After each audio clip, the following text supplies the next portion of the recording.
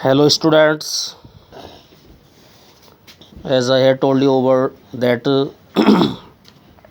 if reporting verb is in past tense, the sentence of reported speech will be changed according in the following way, in which I had told you that the fourth parts of present tense will be changed into fourth part of past tense. So guys, there are two exceptions of related to these rules, and the first exception को हम हिंदी में अपवाद कहते हैं, जो इन नियमों का खंडन करता है।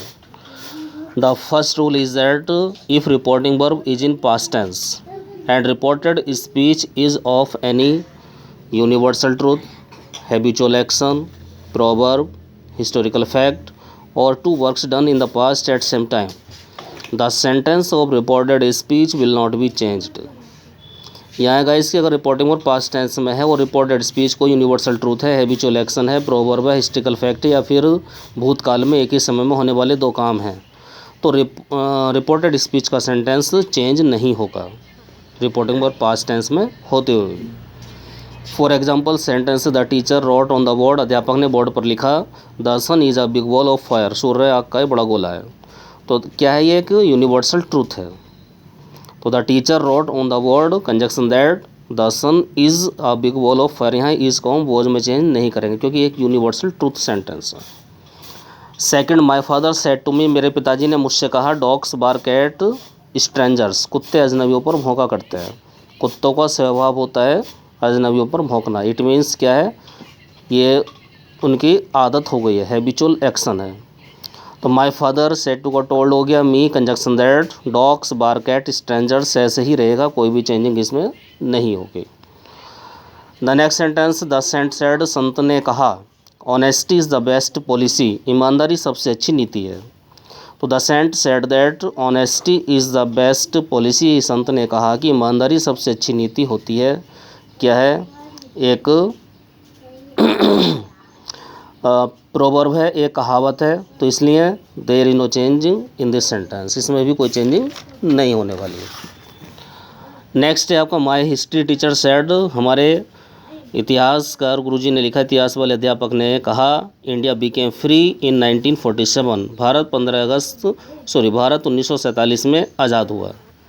तो my history teacher said that, अब सेंटेंस किस में है, पास्ट इंडेफिनिट का है, बट क्या है, एक हिस्ट्रिकल फैक्ट, एक ऐतिहासिक बात है, तो कोई चेंजिंग नहीं होगा। India became free in 1947। She said to me, उसने मुझसे कहा as she boarded the train, जैसे ही वो रेलगाड़ी में चढ़ी, इट स्टार्टेड, यह चल पड़ी। तो क्या है, दो काम भूतकाल में एक ही समय हो रहा है, उसका ट्रेन में चढ़ना और रेलगाड़ी का चलना। तो she told me that, sentence same रहेगा, कोई भी चेंजिंग नहीं होगी क्योंकि भूतकाल में एक ही समय में दो काम हो रहे हैं। तो as she boarded the train it started. Okay guys, तो ये रूल्स आप लोगों को याद कर लेने हैं। 5 पॉइंट्स जो मैंने आपको लिखवाए हैं कि अगर यूनिवर्सल ट्रूथ है, हैबिचुअल एक्शन है, प्रोवर्ब है, हिस्टोरिकल फैक्ट है या फिर भूतकाल में एक ही समय होने वाले दो काम हैं, तो इनमें कोई परिवर्तन नहीं होगा। रूल नंबर 2 है गाइस, अपवाद का, एक्सेप्शन का, कि if here this and now point out the place, thing or time which is present before speaker, these words can't be changed. अगर हेयर दिस नाउ किसी ऐसे स्थान, वस्तु या समय की ओर इशारा करें जो वक्ता के सामने मौजूद हो, तो इन शब्दों में कोई परिवर्तन नहीं होता।